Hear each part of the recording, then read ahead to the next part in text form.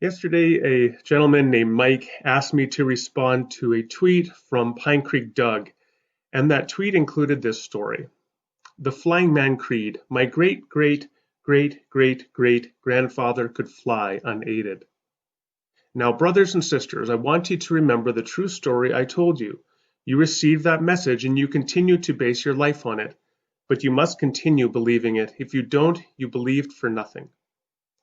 I gave you the message that I received. I told you the most important truths, that a man flew unaided, as the diaries say, that he flew across the Grand Canyon in Arizona and landed safely on the North Rim, as the diaries say, that he flew for Myron and then to the 12 followers, and that the Flying Man flew for more than 500 other believers at the same time.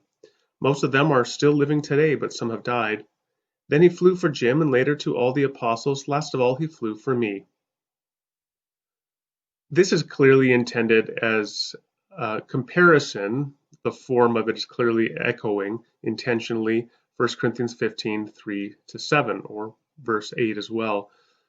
Now that is a creedal form that Paul cites in 1 Corinthians to the Corinthians. He's reminding them, he says, what I had received, I passed on to you as of first importance, that Jesus died for our sins, that he was buried, that he was raised, that he was seen by Peter and the other apostles and James and then to 500 other brothers. And then Paul adds himself in, and he says, and last of all, he appeared to me as to one abnormally born. And so that's verse 8. Since that isn't likely in the original creed, right? Paul's adding that in there. So we kind of say the creed itself is verses 3-7, and then he adds himself in there also.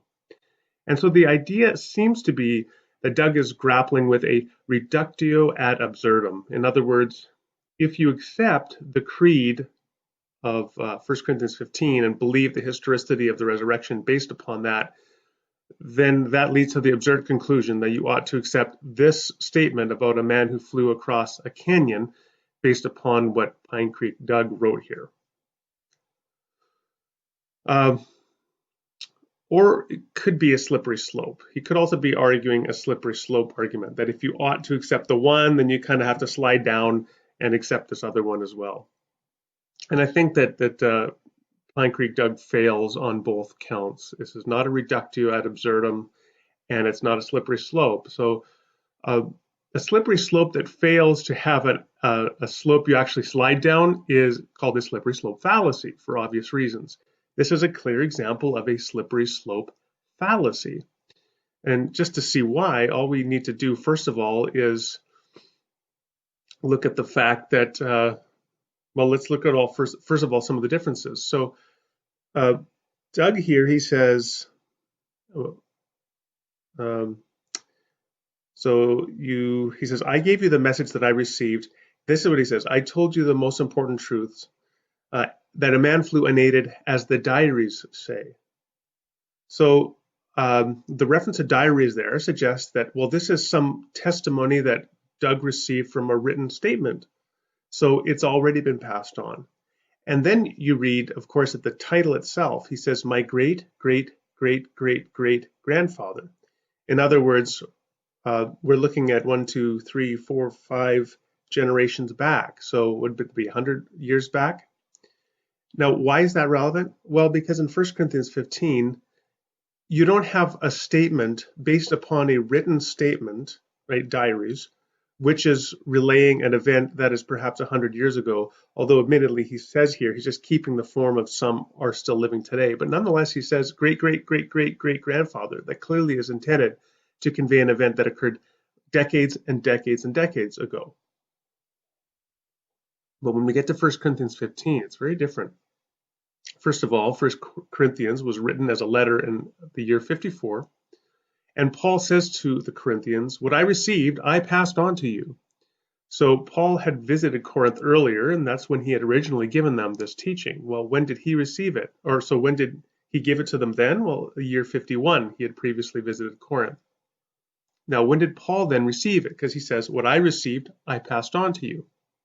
Well, Paul himself was likely converted. Now, this is one of the fascinating details of history, that Saul was one of the great persecutors of the early church. And shortly after the death of Jesus, he immediately started persecuting this Nazarene movement that sprung up around Jesus. And yet Paul himself converted, and we have Acts and Paul himself in Galatians 1 and 2 talking about his own conversion experience. And that is probably around the year 34. So around within a year or so after the death of Jesus, Paul himself, something converts Saul. He converts. And then he says in Galatians 1 and 2, he relays how 3 years after his conversion, he went up to Jerusalem to see whether that which he was teaching was the same as what was being taught in Jerusalem. So he met for 2 weeks, Paul says, with Peter and with James, the leader of the church in Jerusalem. So that would be about the year 37. That, as a result, would be really the latest that you would have this formal creedal statement of belief being something that Paul himself received, which he later on taught to the Corinthians in 51 and then recounted in 1 Corinthians in the year 54.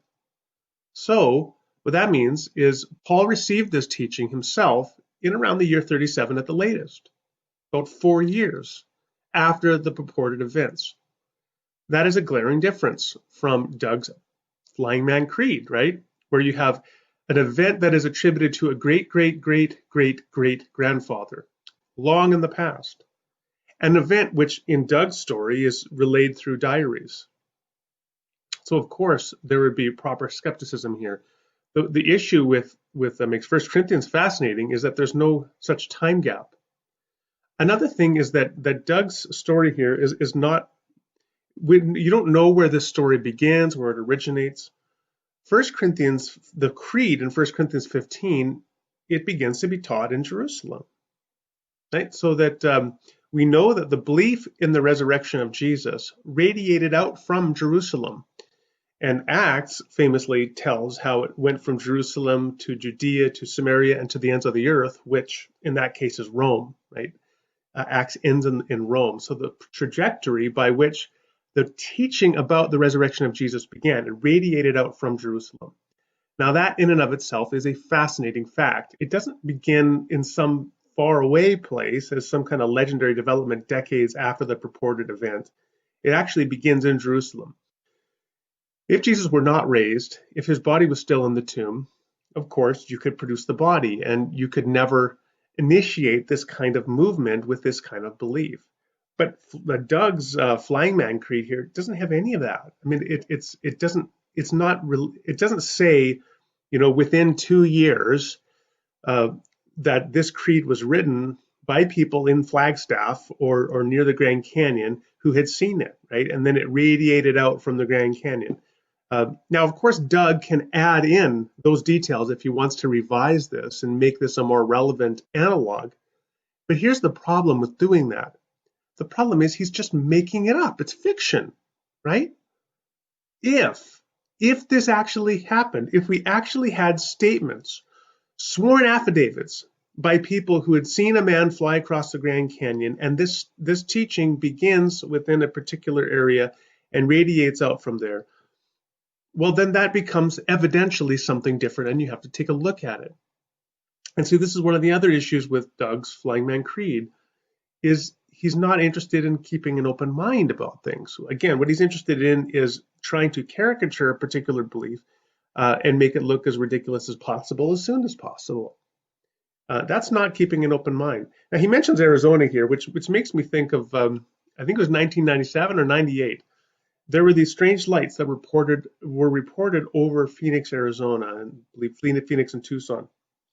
And these lights were moving at a trajectory that, and then changing direction at a trajectory that could not be explained, it seemed, by conventional aircraft. And they were reported by dozens of people to the police department. And the Arizona lights are this sort of fascinating anomaly. Now, I've never investigated them myself. But the thing is that there was a cross section of society, right? Not just people on a bad drug trip that reported seeing this. Ooh, check that out. No, it was like average people. I think there was like a judge or police officers and others, all sorts of people that saw this and couldn't explain it. Or you have the U.S. Air Force itself has actually tracked unidentified flying objects. Now, of course, an unidentified flying object doesn't mean ET, right? It just means it has not yet been identified. But they could not categorize what these things were.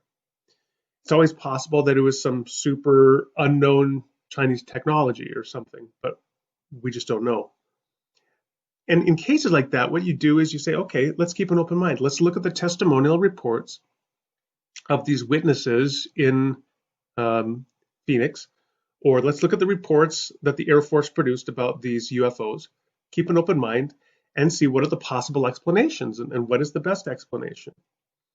What you don't do is kind of say, at the outset, the minute that you hear about some testimonial witness report, you just don't say, oh, well, then I have to accept that Marvin the Martian visited planet Earth. No, you just have to keep an open mind and don't poison the well. Now, to come back to 1 Corinthians 15, some of the other details that make it fascinating is not just the close proximity, but also the fact that there was an explanatory context in which the event occurred. Doug's story here has no explanatory context. It's just an anomaly, so some inexplicable thing. But 1 Corinthians 15 wasn't an anomaly. It was actually a miracle. A miracle means not just that it's an unexplained event, but that it has significance, it has meaning.